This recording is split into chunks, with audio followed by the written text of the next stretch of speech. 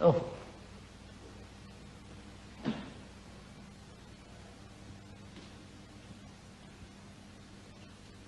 We really should discuss this thing.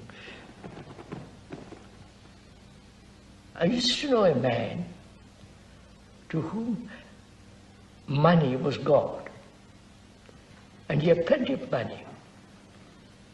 And when he was dying, he wanted to look at all the things he possessed.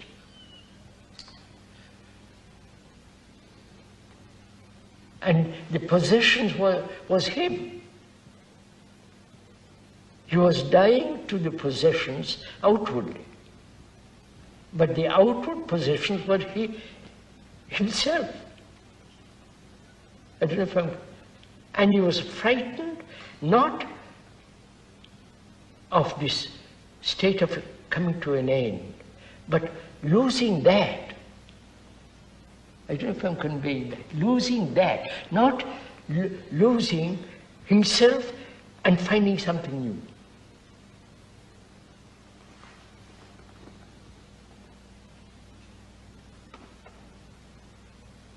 Death is well, we mustn't begin with that. That tales for. Do we go into it?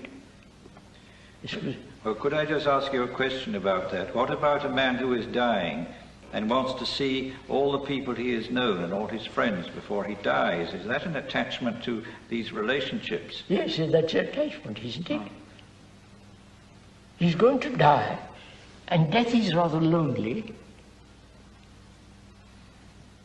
It's the most exclusive club, exclusive action. And in that state, I want to meet all my wife, my children, grandchildren, because I know I'm going to lose them all, and I'm going to die. End. It's a terrifying thing. The other day I saw a man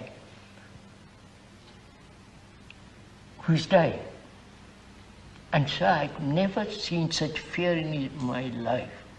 Actually, absolutely fearful of anything, of ending. And I said, well, I knew him, so I said, what are you frightened of? He said, I'm frightened of separation from my family, from the money I have had, from the things I have done. And this, he said, is my family. I love them. And I'm scared stiff of losing them. But I suppose the man might want to see all his friends and his family to say, well... Goodbye, old boys. Yes. And I said, it doesn't matter. We'll meet on the other side. Possibly.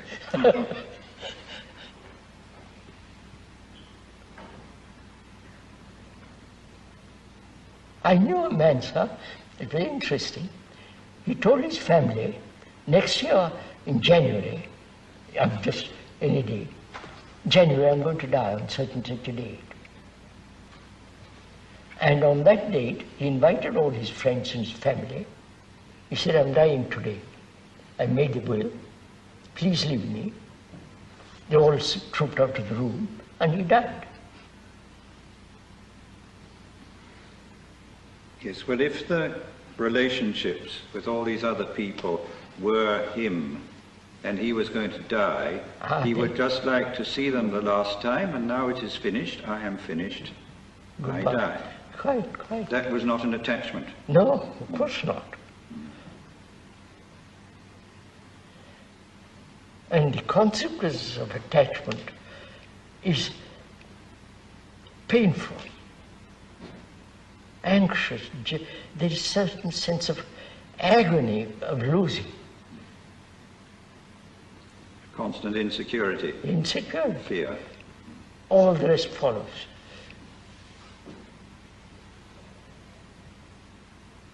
And that I call love. I love my wife. And I know deeply inside all the travail of this attachment, but I can't let go. But you'd still feel distressed that your wife would be sad when you died. Oh yes, but it's part of the game, part of the whole business. And she soon gets over it, marries somebody else, and carries on the game. Yes, one would hope so.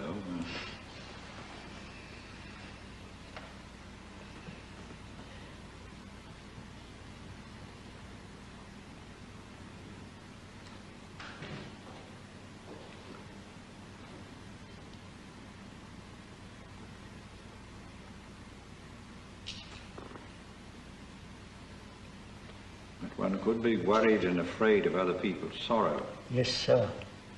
Yes, sir.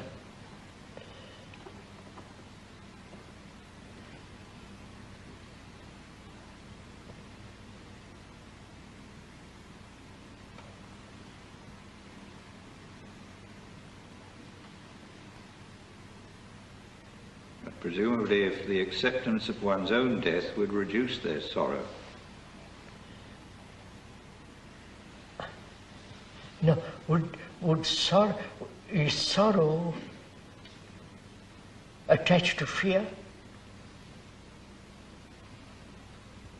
I'm afraid of death. I'm afraid of ending my career. All the things have accumulated, both physically and inwardly. All that comes to an end. And fear then invents reincarnation and all the business. So can I really free from fear of death? Which means, can I live with death? Don't misunderstand that. I have not committed suicide. Live with it. Thrive with it, with the ending of things. Ending of my attachment. Would my wife tolerate if I said I've ended my attachment to you? Oh.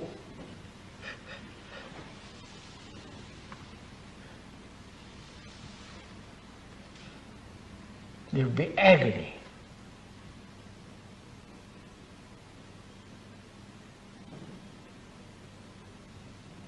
So I'm questioning this whole content of consciousness put there by thought. And thought predominates our lives. And I say to myself, hasn't thought its place and only its place and nowhere else?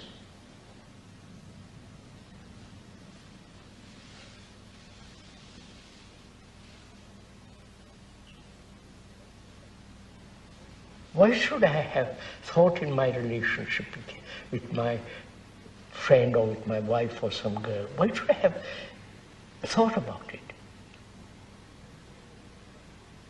When somebody says, I'm thinking of you, it sounds so silly.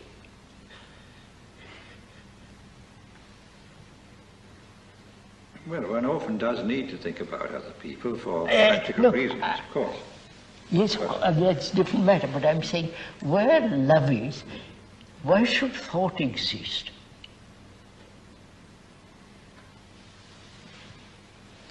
Thought is, in relationship, is destructive.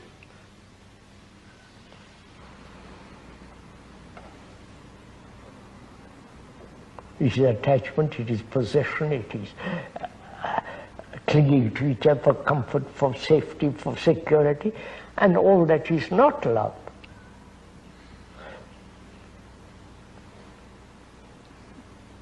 No, but as you said, love can make use of thought, and there is what you call about a thoughtfulness in a relationship. Of course, that's a different matter. That's an expression. Yes, yes.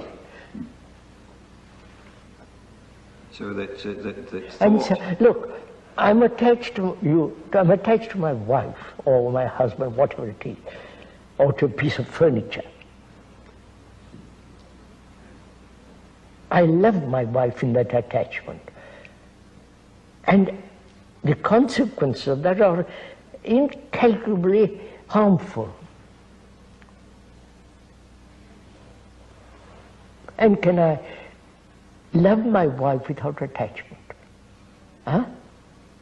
Marvelous it is to love somebody wanting nothing from him.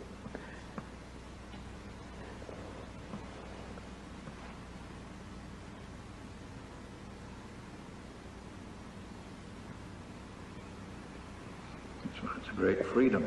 Yes, sir. So love is freedom.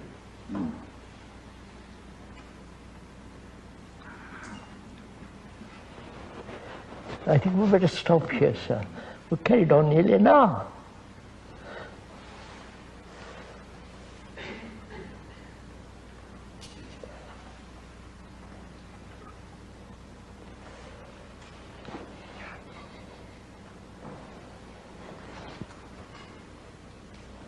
No walk.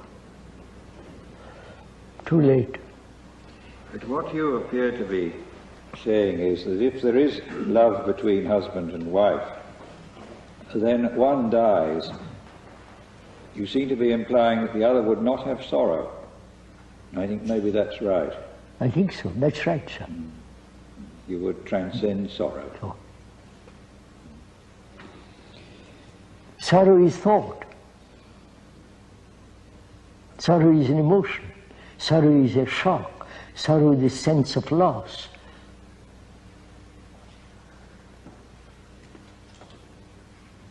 The feeling of losing somebody and suddenly find yourself utterly desolate and lonely. Yes. You mean the state of loneliness is contrary to nature, so to speak. So if I could understand the nature of ending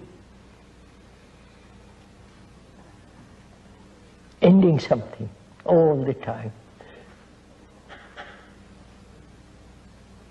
ending my ambition, ending my whatever it is, to end sorrow, to end fear, to end the complexity of desire, and to end it, which is death.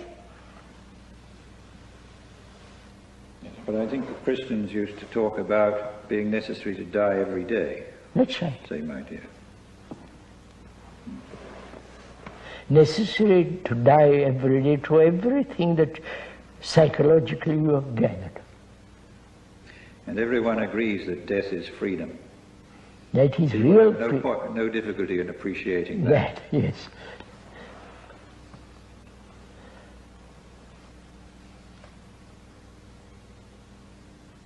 You mean you want to transpose that ultimate freedom into daily all life. one's life? Yes, sir. Otherwise we are slaves. Slaves to choice, slaves to everything. Well, but stop. Not masters of time, but slaves of time. Slaves of time, yeah.